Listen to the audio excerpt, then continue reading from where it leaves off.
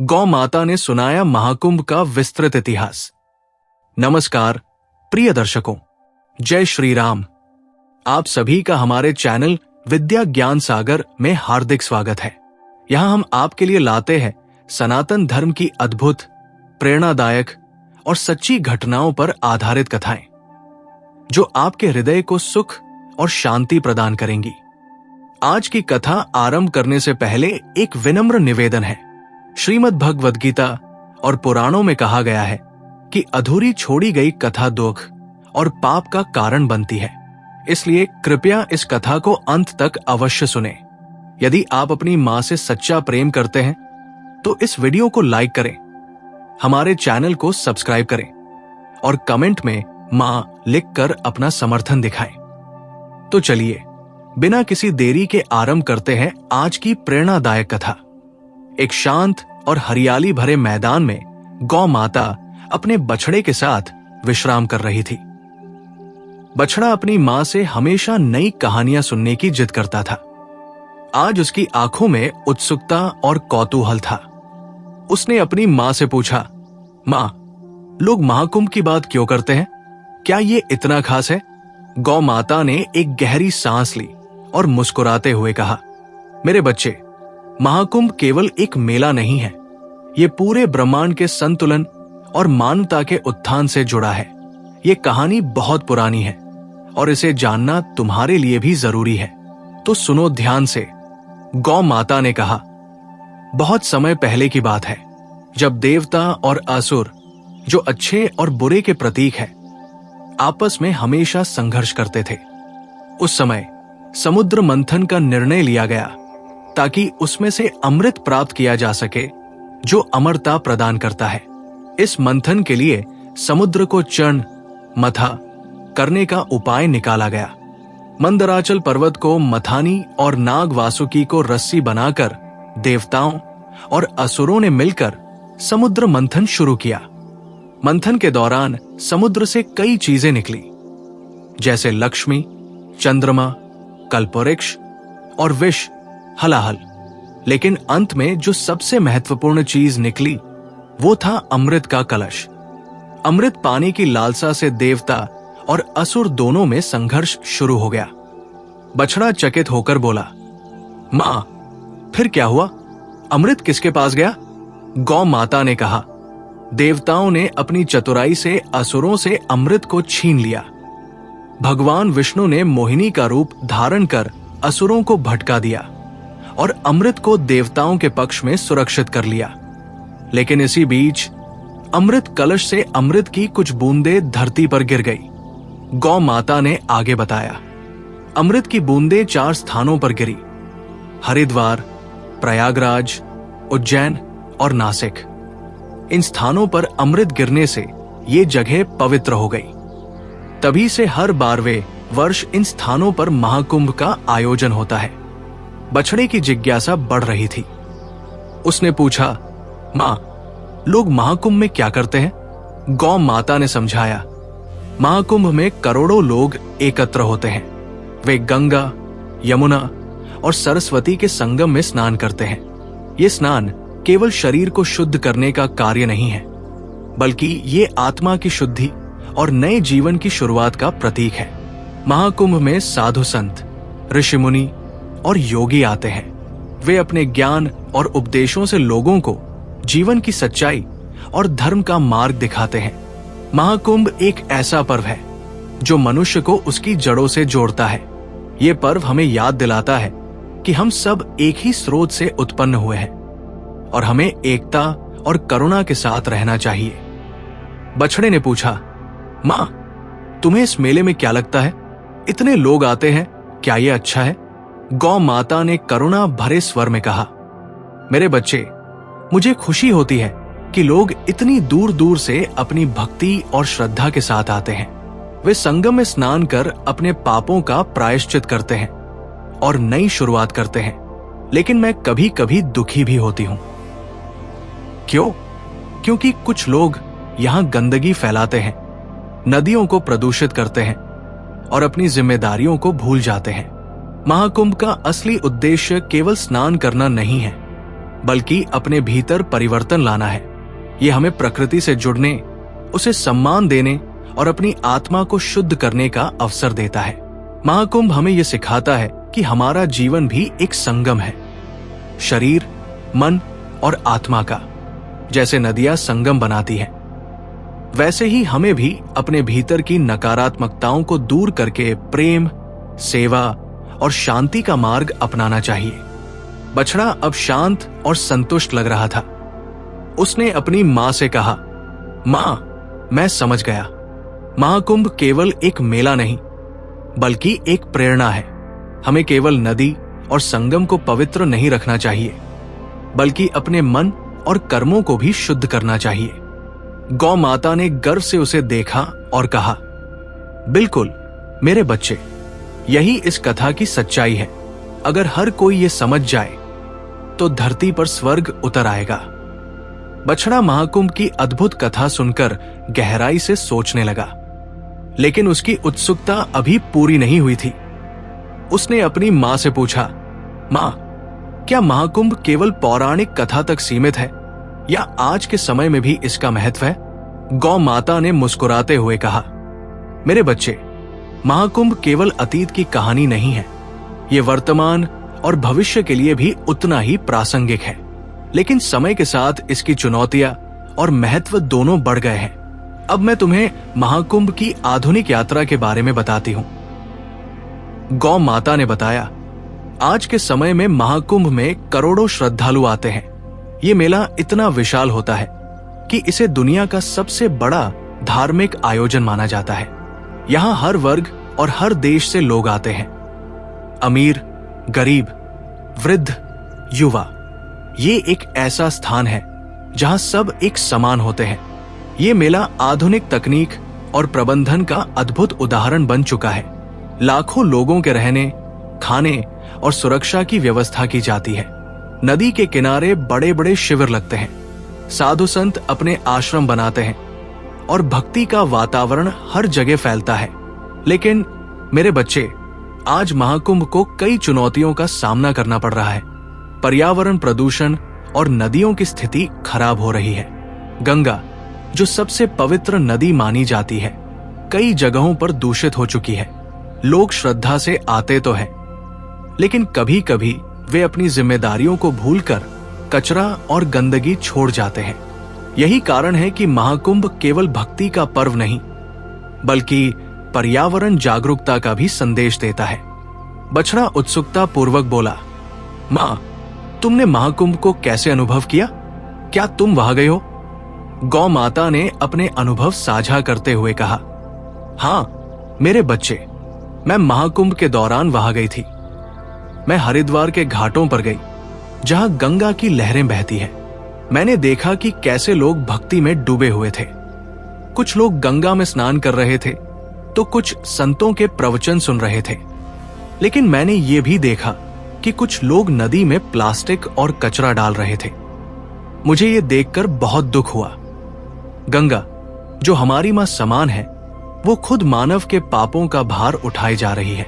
ये देखकर मैंने वहां के संतों से बात की। मैंने उनसे कहा कि लोगों को ये सिखाया जाए कि भक्ति का असली अर्थ क्या है। केवल स्नान करना काफी नहीं है अगर हम अपनी नदियों, पशुओं और प्रकृति का सम्मान नहीं करते। गौ माता ने आगे बताया, मैंने वहां देखा कि कई संत और योगी ऐसे थे जो अपने जीवन को पूरी तरह से मानवता की सेवा के लिए समर्पित कर चुके थे। वे पर्यावरण संरक्षण, समाज सुधार और आध्यात्मिक जागरूकता का संदेश दे रहे थे। एक संत ने मुझे बताया, महाकुंभ का आयोजन हर 12 वर्षों में होता है, लेकिन इस महापर्व के पीछे एक और रहस्यमय बात है जिसके बारे में बहुत कम लोग जानते हैं। बछड़ा अब बड़ा हो गया था और महाकुंभ के महत्व को गहराई से समझ चुका था। एक दिन उसने अपनी मां से पूछा, मां, मैंने सुना है कि 144 वर्षों के बाद महाकुंभ में कुछ विशेष होता है, इसका क्या रहस्य है? गौ माता ने अपनी गहरी आंखों से उसे देखा और गंभीर स्वर में कहा, मेरे बच्चे, ये एक बहुत पुराना और पवित्र रहस्य है जिसे जानने के लिए ब्रह्मांड के रहस्यों को समझना पड़ता है। इसे महाकुंभ कहा जाता है। इसे केवल देवताओं, ऋषि मुनियों और गहन जिज्ञासु आत्माओं ने समझा है। आओ, मैं तुम्हें इसके पीछे की कहानी बताती हूं। गौ माता ने बताया, महाकुंभ का आयोजन खगोल शास्त्र और ग्रहों की स्थिति पर आधारित है। 12 वर्षों में एक बार गुरु, बृहस्पति ग्रह, सूर्य और चंद्रमा की विशेष स्थिति गंगा, यमुना और सरस्वती के संगम पर ऊर्जा का प्रवाह उत्पन्न करती है।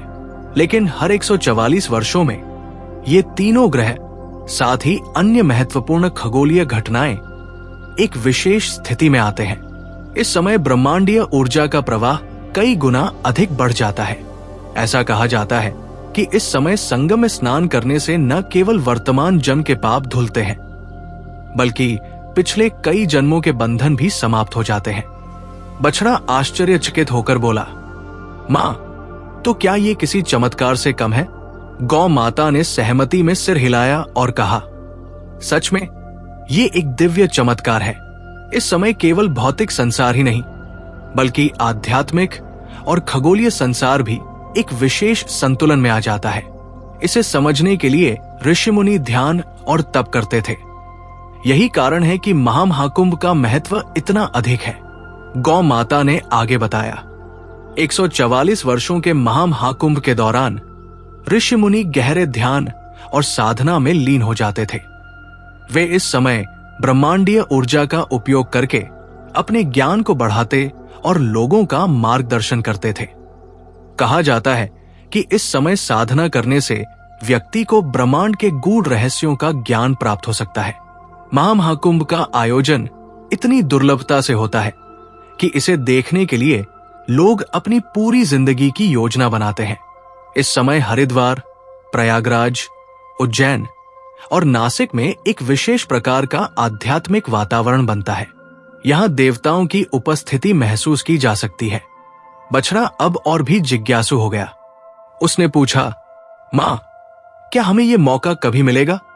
गौ माता ने मुस्कुराते हुए कहा, शायद नहीं मेरे बच्चे, ये मौका बहुत दुर्लभ होता है, लेकिन इसकी कहानियां और इसका संदेश हमें सिखाता है कि हर दिन को महामहाकुंभ की तरह पवित्र मानकर जिया जाए। गौ माता ने आगे बताया कि महामहाकुंभ के दौरान कुछ अद्भुत घटनाएं घटित होती हैं। दिव्य प्रकाश का प्रकट होना। ऐसा कहा जाता है कि गंगा के जल में दिव्य प्रकाश की झलक दिखाई देती है। यह प्रकाश आत्मा को जागृत करता है और ध्यान में लीन साधकों को गहरे आध्यात्मिक अनुभव देता है। देवताओं की उपस्थिति। पौराणिक कथाओं के अनुसार इस समय देवता भी गुप्त रूप में संगम में स्नान करने आते हैं।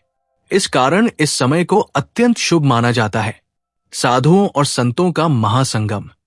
महामहाकुंभ के दौरान दुनिया भर के सबसे वरिष्ठ और ज्ञानी साधु संत यहां एकत्र होते हैं। वे दुर्लभ शास्त्रों और रहस्यों पर चर्चा करते हैं। गौ माता ने अंत में बछड़े से कहा, महामहाकुंभ केवल एक आयोजन नहीं है, ये आत्मा के जागरण का पर्व है। ये हमें ये याद दिलाता है कि जीवन केवल भौतिक सुखों तक सीमित नहीं है। अगर हम हर दिन को पवित्र माने और अपनी आत्मा को शुद्ध करने का प्रयास करें, तो हम अपने भीतर का कुंभ हमेशा जागृत रख सकते हैं। याद रखना मेरे बच्चे, महामहाकुंभ का महत्व केवल उन लोगों के लिए नहीं है जो इसे देख सकते हैं, बल्कि उन सब के लिए है जो इसके संदेश को अपने जीवन में उतारते हैं। बछड़ा अब अपने जीवन का उद्देश्य समझ चुका था। उसने निश्चय किया कि वो इस पवित्र संदेश को दूर दूर तक फैलाएगा। गौ माता के साथ उसने लोगों को नदियों की सफाई, प्रकृति का सम्मान और आत्मा के शुद्धिकरण का महत्व समझाना शुरू कर दिया। महामहाकुंभ का रहस्य केवल खगोलीय घटना नहीं, बल्कि मनुष्य के भीतर के ज्ञान, धर्म और कर्तव्य को जागृत करने का प्रतीक है। ये कथा हमें ये सिखाती है कि ब्रह्मांडीय ऊर्जा का उपयोग कैसे कर सकते हैं और अपने जीवन को कैसे बेहतर बना सकते हैं। गौ माता और बछड़े की ये यात्रा अनंत थी। उन्होंने अपने संदेश से लोगों के दिलों में जागरूकता की एक ज्योति जलाई, जो समय के साथ और अधिक चमकदार होती गई। गौ माता, महाकुंभ का असली संदेश ये है कि हमें केवल अपने पाप धोने नहीं, बल्कि अपने कर्म सुधारने के लिए यहां आना चाहिए। गंगा हमें जीवन देती है, लेकिन हम उसे दूषित कर रहे हैं। अगर हम अपनी नदियों, प्रकृति और अपने समाज का ख्याल नहीं रखेंगे तो ये पर्व केवल एक रस्म बनकर रह जाएगा। ये सुनकर मुझे बहुत संतोष हुआ। मैंने देखा कि कई युवा इस संदेश को समझने लगे थे। वे नदियों की सफाई अभियान में शामिल हो रहे थे। कुछ लोग प्लास्टिक मुक्त मेला सुनिश्चित करने के लिए काम कर रहे थे। ये देखकर मुझे आशा की एक किरण दिखाई दी। बछड़ा अब और भी गहराई से सोचने लगा। उसने कहा, मां, मुझे समझ आ गया कि महाकुंभ केवल धार्मिक आयोजन नहीं है, ये एक चेतावनी भी है कि अगर हम अपनी प्रकृति और संस्कृति को संरक्षित नहीं करेंगे तो हमारा भविष्य अंधकारमय हो जाएगा। गौ माता ने गर्व से कहा, सही कहा मेरे बच्चे। महाकुंभ हमें यह सिखाता है कि जैसे नदी का संगम पवित्र होता है, वैसे ही हमें अपने जीवन में भी अच्छाई और सच्चाई के संगम को बनाना चाहिए। हमें अपनी जिम्मेदारियों को समझना चाहिए, न केवल अपने परिवार और समाज के प्रति, बल्कि धरती मां, नदियों और सभी जीवों के प्रति भी। जब लोग महाकुंभ में आते हैं तो वे अपने भीतर की बुराइयों को धोकर नई शुरुआत करने की प्रेरणा लेते हैं। अगर इस प्रेरणा को वे अपने जीवन में उतार ले तो पूरी मानवता का उत्थान हो सकता है। मेरे बच्चे, मैं प्रार्थना करती हूं कि लोग महाकुंभ के संदेश को समझें और इसे केवल एक आयोजन तक सीमित न रखें। हमें अपनी नदियों की रक्षा करनी होगी, अपने पर्यावरण का ख्याल रखना होगा और अपने कर्मों को सुधारना होगा। तभी ये पर्व अपने असली उद्देश्य को पूरा करेगा। बछड़ा अब पूरी तरह से संतुष्ट था। उसने कहा, मां, जब मैं बड़ा हो जाऊंगा तो मैं ये संदेश सबको सुनाऊंगा और अपनी नदियों और प्रकृति की रक्षा के लिए काम करूंगा। गौ माता ने अपने बच्चे को प्यार से सहलाया और कहा, तुम पर मुझे गर्व है मेरे बच्चे। यही सोच है जो धरती पर स्वर्ग ला सकती है। गौ माता की कहानी सुनने के बाद बछड़ा शांत था, लेकिन उसकी आंखों में एक नई चमक थी। वो कुछ सोच रहा था। थोड़ी देर बाद उसने फिर अपनी मां से पूछा, मां, तुमने महाकुंभ की महिमा तो समझाई, लेकिन क्या ये हमेशा ऐसा ही रहेगा? क्या लोग महाकुंभ के महत्व को हमेशा समझ पाएंगे? गौ माता ने गहरी सांस ली और कहा, मेरे बच्चे, ये एक बहुत ही महत्वपूर्ण प्रश्न है। महाकुंभ का भविष्य इस बात पर निर्भर करता है कि हम वर्तमान में क्या करते हैं। अगर हम इसकी मूल भावना को समझेंगे और दूसरों को भी सिखाएंगे तो ये आयोजन हमेशा पवित्र और प्रेरणादायक रहेगा। लेकिन अगर लोग इसे केवल एक रस्म की तरह मनाने लगें और इसके पीछे के गहरे अर्थ को भूल जाएं, तो ये अपना महत्व खो सकता है। बछड़ा उत्साह से बोला, मां, मैं चाहता हूं कि लोग महाकुंभ को सही तरह से समझें। मैं क्या कर सकता हूं? गौ माता ने मुस्कुराते हुए कहा, तुम्हारा यह विचार बहुत सुंदर है मेरे बच्चे। अगर तुम सच में कुछ करना चाहते हो तो तुम लोगों को इसके संदेश और पर्यावरण की रक्षा के महत्व के बारे में जागरूक कर सकते हो। बछड़ा थोड़ी देर तक सोचता रहा और फिर उसने एक योजना बनाई। उसने कहा, मैं हर साल महाकुंभ के समय वहां जाऊंगा। मैं उन लोगों से बात करूंगा जो गंगा में कचरा डालते हैं और उनसे कहूंगा कि गंगा हमारी मां है। मैं वहां बच्चों को कहानी सुनाऊंगा और उन्हें सिखाऊंगा कि नदियों और प्रकृति की रक्षा करना क्यों जरूरी है। गौ माता ने उसकी योजना सुनकर गर्व से कहा, यह बहुत अच्छा विचार है मेरे बच्चे। जब बच्चे ये बातें सीखेंगे तो वे बड़े होकर अपनी जिम्मेदारियों को समझेंगे और दूसरों को भी सिखाएंगे। यही बदलाव की शुरुआत होगी। कुछ महीने बीत गए और महाकुंभ का समय आ गया। गौ माता और बछड़ा संगम के पास पहुंचे। वहां का दृश्य बहुत ही अद्भुत था। चारों ओर साधु संतों का जमावड़ा था। मंत्रों की गूंज, आरतियों की ध्वनि और श्रद्धालुओं की भीड़ ने एक पवित्र वातावरण बना दिया था। गौ माता ने देखा कि कुछ लोग गंगा की पवित्रता का ध्यान रख रहे थे, लेकिन कुछ लोग नदी में कचरा भी डाल रहे थे। ये देखकर बछड़ा तुरंत आगे बढ़ा और उन लोगों से बात करने लगा। उसने कहा, गंगा हमारी माँ है। जैसे आप अपनी माँ के घर को गंदा नहीं करते, वैसे ही गंगा को गंदा मत कीजिए। ये पवित्र है और हमें जीवन देती है। शुरुआत में लोग थोड़ा चौंके, लेकिन बछड़े के भोले और सच्चे शब्दों ने उनका दिल छू लिया। उन्होंने वादा किया कि वे अब गंगा में कचरा नहीं डालेंगे। गौ माता और बछड़ा एक संत के पास गए, जो अपने शिष्यों को प्रवचन दे रहे थे। संत ने गौ माता को देखा और मुस्कुराते हुए कहा, गौ माता, तुम यहां क्यों आए हो? गौ माता ने कहा, मैं यहां इसलिए आई हूं क्योंकि मैं चाहती हूं कि लोग महाकुंभ का सही अर्थ समझें। मैं चाहती हूं कि वे अपनी नदियों और प्रकृति का सम्मान करें। यह बछड़ा मेरी बात को समझ चुका है और दूसरों को सिखाने की कोशिश कर रहा है। संत ने बछड़े को आशीर्वाद दिया और कहा, तुम बहुत पुण्यात्मा हो। मेरे बच्चे, तुम जो काम कर रहे हो वो बहुत महत्वपूर्ण है। आज हमें केवल पूजा और स्नान तक सीमित नहीं रहना चाहिए। हमें अपने कर्मों को सुधारने और समाज को जागरूक करने की आवश्यकता है। अगर हर व्यक्ति ये समझ जाए तो धरती फिर से स्वर्ग बन सकती है। संत के आशीर्वाद के बाद कुछ अद्भुत हुआ। महाकुंभ में आए श्रद्धालु बछड़े की बातें सुनने लगे। धीरे धीरे लोग उसकी बातों को मानने लगे। उन्होंने संगम के पास सफाई अभियान शुरू किया। साधु संतों ने भी लोगों को संदेश दिया कि भक्ति का असली अर्थ सेवा और संरक्षण है। गौ माता ये सब देखकर बहुत प्रसन्न हुई। उन्होंने कहा, देखा मेरे बच्चे, अगर एक छोटे से प्रयास से इतना बड़ा बदलाव आ सकता है, तो सोचो कि अगर हर व्यक्ति जागरूक हो जाए तो दुनिया कितनी सुंदर हो सकती है। गौ माता और बछड़े ने महाकुंभ में अपना संदेश फैलाने के बाद वापस अपने गांव की ओर प्रस्थान किया। लेकिन अब उनके मन में एक नई उम्मीद थी। बछड़ा यह सोचकर खुश था कि उसने न केवल गंगा मां की सेवा की, बल्कि लोगों के दिलों में भी बदलाव की शुरुआत की। गौ माता ने चलते चलते बछड़े से कहा, याद रखना मेरे बच्चे, हर छोटी कोशिश मायने रखती है। महाकुंभ केवल एक धार्मिक आयोजन नहीं है, ये आत्मा, समाज और प्रकृति के संगम का प्रतीक है। इसे हमेशा पवित्र रखना हमारी जिम्मेदारी है। बछड़े ने वादा किया, मां, मैं जीवन भर ये संदेश फैलाऊंगा और धरती को एक बेहतर स्थान बनाने की कोशिश करूंगा।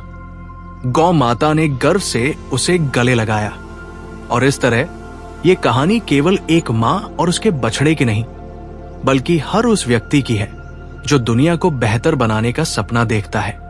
प्रिय साथियों, इस कथा के बारे में आपके विचारों का हमें बेसब्री से इंतजार रहेगा। अगर ये कथा आपके लिए प्रेरणादायक साबित हुई हो तो कृपया इसे लाइक करें और इसे अपने प्रियजनों के साथ साझा करें। साथ ही कमेंट बॉक्स में जय श्री कृष्णा लिखकर अपनी भक्ति व्यक्त करें। इस वीडियो को पूरा देखने के लिए आपका दिल से आभार। जय श्री राम।